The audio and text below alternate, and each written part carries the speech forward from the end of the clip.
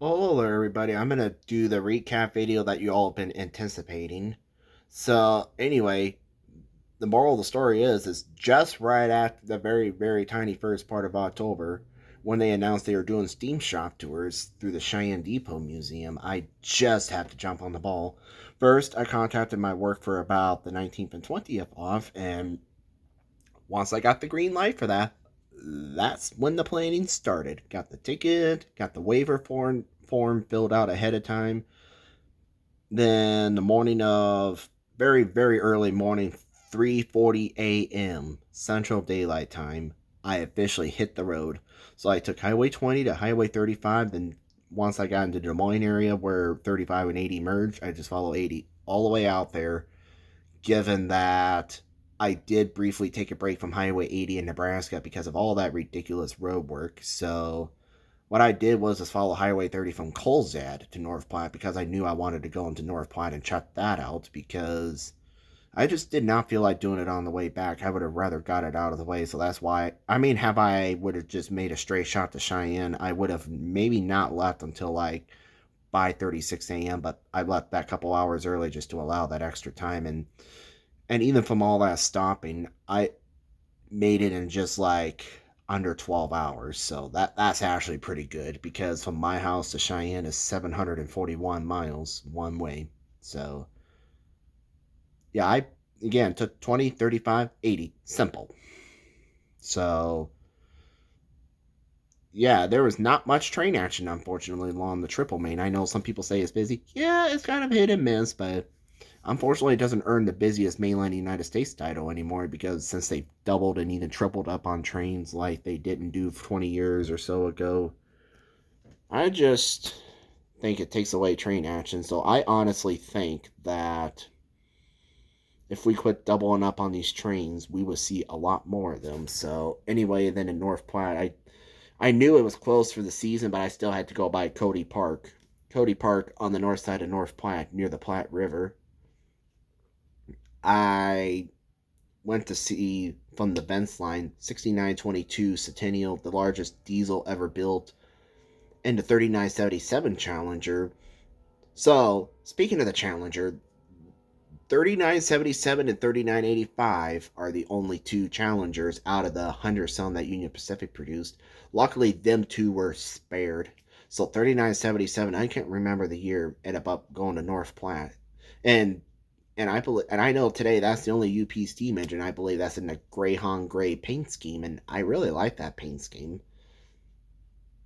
And then 3985, yeah, it's no longer in Cheyenne, but better yet, 3985 alongside 5511 and 6936, the other largest diesel locomotive ever built, the operating one, have all been donated within the. It's hard to believe that's closing in on a year already, but anyway, the story is what that is they were housed in Cheyenne, but Union Pacific considered them and some other equipment surplus equipment and just didn't need them. So, and then the Friends of the 261 organization, originally out of the Twin Cities, acquired the Silvis, former Rock Island's former NRE, National Railway Equipment Shops.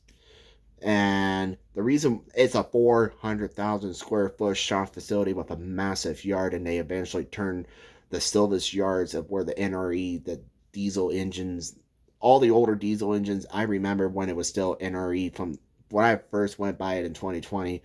Oh, there was endless diesel. It was eye candy to me. I was like a kid in a candy shop. But anyways, yeah, it's not long, no longer that. I mean, they still got a few little engines there, and they still are leasing a small part of the building for the next few years to work on mainly CP, Canadian Pacific locomotives. So yeah, and then right next to the Silvis yards, just over the property line, is the Iowa Interstate yard. So basically, once you get off the Arsenal Bridge there at Rock Island / Davenport, you enter the Iowa Interstate Iowa City subdivision. And so, yeah, and this quick other story to that is November 17th, I went all the way. Originally, I was gonna how I was gonna go from Council Bluffs to Boone that day, but as I was working over there, it's like no crew yet. It's like, oh boy. And then once I got maybe just outside of Carroll Dennison somewhere in there. It's like still no crew yet. I'm like, ooh.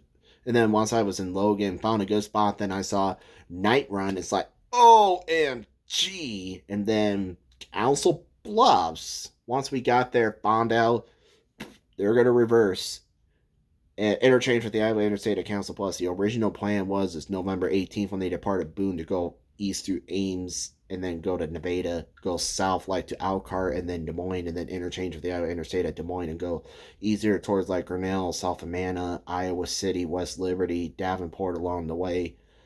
But they ended up having to take Iowa Interstate all the way from Council Bluffs instead, so they had to reverse across town so they could get into that into the Iowa Interstate yard and follow that.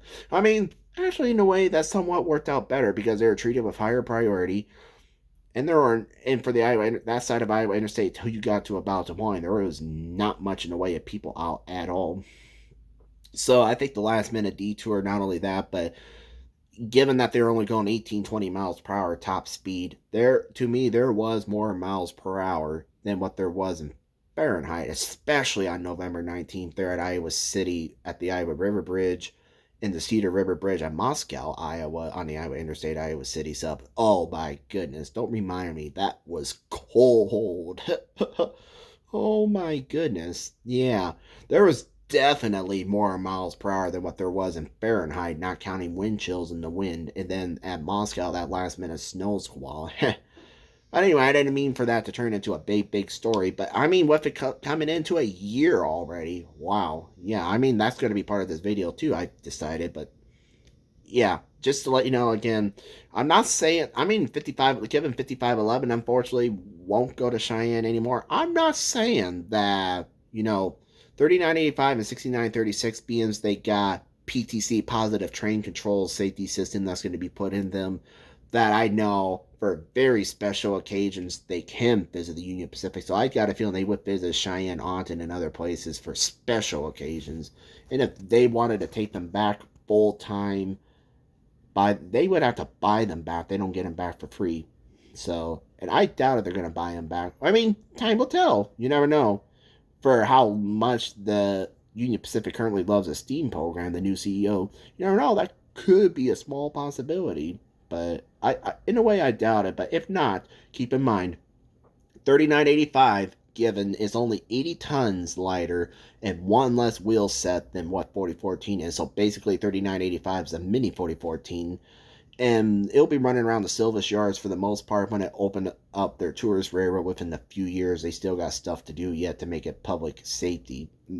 But anyways, otherwise, when it does hit the main line, if they don't get to go on their main lines, at least they get to go on the Iowa Interstate to South Amana, Iowa, back on the Iowa City sub, and then because just west of Homestead, there's a Y-shaped track that I think, honestly, not only the Centennial, but the 5511 and Challenger would be fun to watch. I'm definitely going to go there because that would be a fun turnaround to watch. So, well, all I know is when those engines go through Iowa City and Davenport, it's going to be a zoo. Now, if I want to watch them cross the Iowa River, I'm just going to have to get there early. I mean, given I don't like to go into Iowa City unless I absolutely have to. The only way I'll pass Iowa City, given, is if I'm on Highway 80, like going to and from Galesburg, because it's just faster for like the day I went for railroad days this past year. I took 380 down to 80 and then 80 over to where Emergence was 74, and then just continued 74 south where it's still 70 mile per hour, and that's actually a pretty fast way. And coming home, I made record time, 2 hours and 50 minutes, and only had to make one stop at West Branch. I almost thought I was going to get robbed, so lesson learned, I will not ever go to a gas station without anybody there again. Never go to a gas pump alone. It's just, I'm not going to really go into detail. That kind of scared me, but yeah. In the event, if something would have happened and they would have followed me, I was close enough to Iowa City anyways. I would have found the nearest exit, which was Highway 1, and would have did something. So, but anyway, so yeah, back to the trip. So October 19th, after North Platte, after the yard, I went back into town just to find my way to get back on Highway 80, and let me tell you, that was a zigzag, like a maze. It's like, where's Highway 80? Where's Highway 80? Got back on Highway 80. Highway 80 is really not that bad of a drive until, just wait, listen to this. Once you get to where, if you're going west on Highway 80, and where 80 goes west towards Wyoming, and 76 goes down towards Denver, after that, that's when it starts to become a. If you think Nebraska, central Nebraska is boring, it's really not all that terrible in central Nebraska. It's not that bad like everybody says. Well, in the Panhandle, though, that's a lot different. You start getting into these mini mountains, and it's just, even though it seems like Cheyenne and Sydney, Nebraska, both are that short distance away, but it's just like you're going forever and ever and ever and ever. Yeah. And then, anyway, when I got in Cheyenne, checked into my hotel, there was enough time in the day, even though I was a little tired. I just felt like I wanted to get it out of the way. I went to Laramie, Wyoming. I actually did a little bit of sightseeing between Cheyenne and Laramie because I like mountains, I like hills, so I actually thought it was pretty neat. It was like almost 80 degrees. I was almost sweltering in Cheyenne, but when I got to between Cheyenne and Laramie, it was like 20 degrees cooler and windy. It's like, whoa, what of an adjustment. Oh, and then once I start riding those elevations, I think if it's more straight and not so hilly, you would probably get to Laramie in about 25 miles or so, but it's actually 50 some miles because you're riding these wild elevations. And let me tell you what, once I got into Laramie, I really thought I started getting nauseated. I thought I was either gonna pass out or get sick. So, but ended up going to supper somewhere. I went to Freddy's Steak Burger. That was that I've been craving that for a while. I haven't been to the one in my town for a while, but I just had to go there and get something to eat and have some like brownie treat delight, and that really helped. But then and then I went to the walking bridge a little bit. We're at Laramie there, hoping to see a train, and I really wanted to get back into Cheyenne by dark. I got a beautiful sunset of the sun setting over the Rockies, so yeah, that was actually a lot of fun. But I'm not kidding you. First time in my life I've never seen the sun drop that fast. I mean, again, it's only a very, very short distance from Laramie to Cheyenne. It would only, you maybe think 25 miles, because of the elevations and everything like that, and all the different setups. It's actually over 50 some miles. I was thinking I'd get back into Cheyenne in the daylight. However, I did not. It was it was really light when I left Laramie. The sun was dropping so fast it was pitch black when I got back into Cheyenne. It's like, whoa, that's the fastest I've ever seen the sun drop. And for a little stretch there, I lost cellular service, so it must be a little cellular dead zone for whatever cell phone provider you have. I know Verizon's pretty good, but once you start getting into some of those areas, watch out. You just better make sure nothing happens within that cell phone dead zone. Yeah. Then the next day, I kind of just sightseed around Cheyenne. I wanted to stay within city limits, so just to kind of make it easier so that way I could kind of rest up and be ready for the drive back home that Saturday. So yeah, in the parks, I had fun. I didn't. When people say, "Oh, they got the friendliest squirrels around there," it's like, how am I supposed to know that? I'm not from around there. How do I know I wasn't gonna get rabies? I didn't feel like getting rabies right before because I drove over 740 miles to come to that steam shot tour, and I was not gonna have that ruined for me. I could always do the rest of the parks, Lions Park and Holiday Park that I visited another time. I just primarily went there to get some fall colorage, which was nice, and then the 1242 at Lions Park, and then the Big Boy 4004 at Holiday Park. But I had to keep my surroundings for squirrels, and they said not to feed them and other wildlife. But what did I see somebody at Holiday Park do? Feed them. So then after that, went to a parking garage, parked there, and I made it just within 30 minutes of it expiring at 5 p.m. Mountain Daylight Time. Made it within 30 minutes of experiment time. And then I almost could not find the Depot Museum by foot, and I almost was late getting checked in, but thankfully, I had 15 minutes to spare on that. I was like, whew. And then, of course, that was fun. Am I going to do that again in the future? Oh, you betcha. But this time around, I probably won't photo and video it. And I didn't do everything for video because did I want to take a little bit of time to kind of soak in the moment that I was there? Yes. And also, just with that small group of people there, it's just when you want to personally get in close with 4014 and 844, which at their public display size you can, but there's always so much, or even their 45-minute stops along the way when they're on the main line. There's always so much people. I wanted to take that rare, not having too many people around opportunity to really just take in that moment and get close and personal, both with 4014 and 844. So yeah, it's something I would do again. And then I'm thinking, we'll see how next year works out, but for sure 2025, I'm thinking a trip to Golden, Colorado to visit the Colorado Railroad Museum, do a visit to California Museum Transportation, and then the Colorado Model Railroad Museum in Greeley. I'm thinking more of a 2025 trip on that, just for the fact of Big Boys Four Corner Tour next year. So, and then I was laying in a little side personal story. I was laying in the hotel trying to sleep that Friday night. My cell phone just kept going off for text after text after text. I don't know what was going on. I don't know what was going on. I kind of almost figured it had to do with my grandpa, but I'm sorry, but I was just too tired. I just really wanted to rest up and wanted to get home the next day. And I wanted to make sure I got everything with me, and yes, I did, because no later than after checking out the hotel, I actually wanted to make one more stop on the way out, was to see the Wyoming State Capitol building. It was really lit up, and I thought, oh, I had to get a photo. Then I took the second there to look at my phone, and then saw that, and then just not too long after that is when I faced the other law. So when the hospice was mentioned and that my grandpa was kind of going downhill, I'm like, you know what? Forget this. I'm staying on 80 the whole time. I'm gonna get home ASAP. And so coming back, I actually made it to Olanega, Nebraska in time for the sun to rise on the Central Daylight Time side. So, okay, quick story. Highway 80 going westbound, you go from Lincoln County into Keith County, Nebraska. Keith County is home seat is Olanega, and Lincoln County's home seat is North Platte. So at that county line, westbound is the Central Mountain Time Zone. Then from Olanega, from Keith County into Lincoln County, you're entering the Central Daylight Time Zone.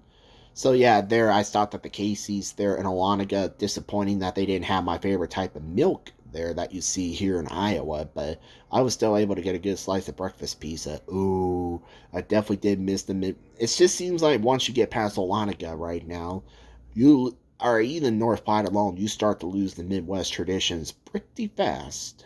So, and known fact is, it's I think 227, 228 miles from Olanega, Nebraska, in the western part of Nebraska, all the way to York, Nebraska, which is not too far west of Lincoln, without making one single stop. How fuel efficient my vehicle is. So, and not only that though, and plus, what Grandpa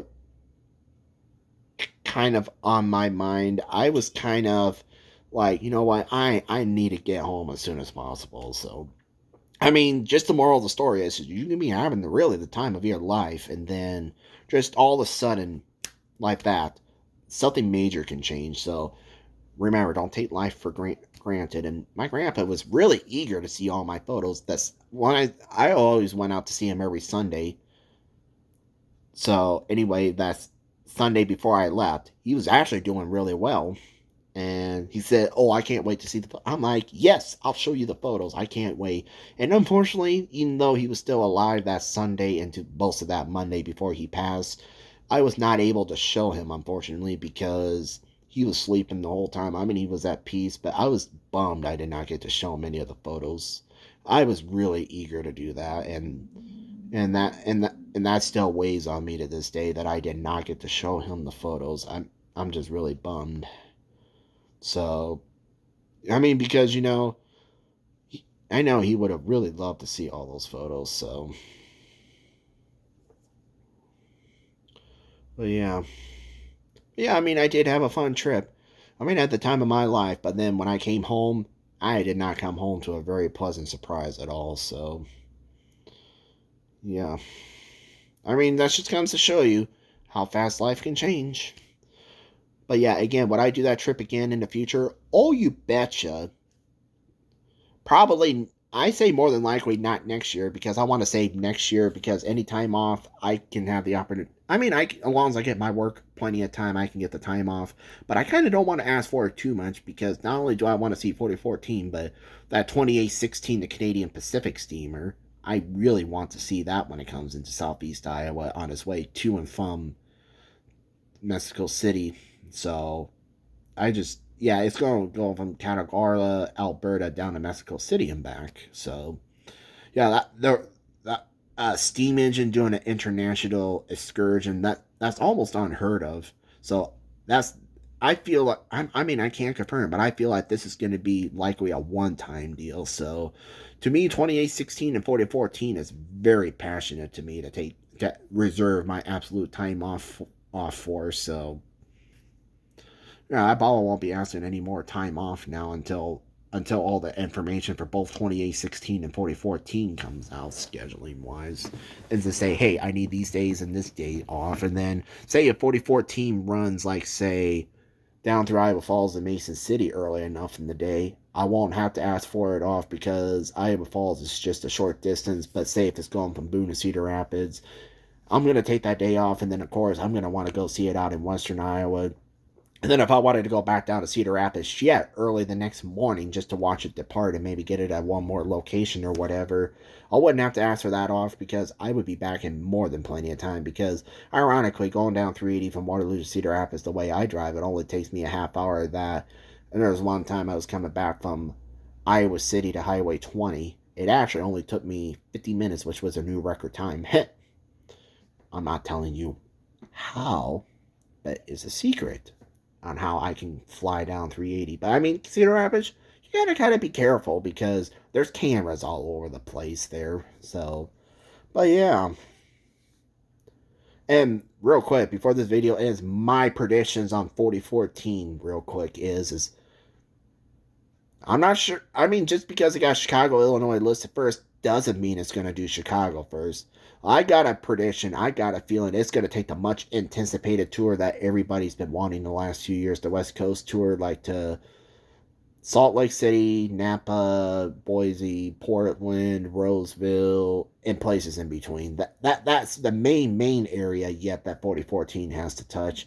And then 4014 is just from there is then do Chicago, Illinois, then Dallas, Fort Worth, and Houston, Texas. So I wonder for the Chicago round if they're going to do Dallas, Fort Worth, and Houston, what fit, or they're going to do like 3 separate excursions, maybe get the one out of the way, go back to Cheyenne for a little bit, then go from Cheyenne to the other, and then back to Cheyenne, and then, I mean, we're just going to have to wait and see how this plays out, but I'm kind of eager to see how this plays out, so, well, yeah, I mean, it's going to be a steam film next year, so, and also they're making substantial progress on 3985. I feel like I got a prediction if everything goes well, like I predict late part of 2025, first part of 2026, they should start be doing break-in runs with 3985. Then I'm I I have not known any details yet, but a contact from RHMA says that, and they did say it too, it's gonna hit the Iowa Interstate next year. The Centennial 6936, the largest diesel ever built. I can't wait to see that. Oh, I bet I'm going to the Coralville South Amana corridor to see that. Because South Amana is only a 50-minute drive for me, and having that Union Pacific historical equipment like a UP Steam Program 2.0 just within 2 hours away and turnaround spot within 50 minutes away, it's something I'm really excited about. So, yeah, I say over the next several years, this team is going to get very interesting. And my prediction is I got a prediction that tender swap, it may not happen until 3985 gets up and running, because 3985 and 4014 may do the swap somewhere in Council Bluffs, Omaha, or even you never know, UP and Iowa Interstate could just work out a deal and let 4014 very every once in a blue moon, like, come visit, like, the line, especially still this for special occasions or whatever. I see that being a possibility. I mean, it's not set in stone, but I'm just saying endless opportunities are possible, because Iowa Interstate don't really run much in the way of freight trains, and they are a very steam friendly main line. So, but anyway, until next time, Out for now.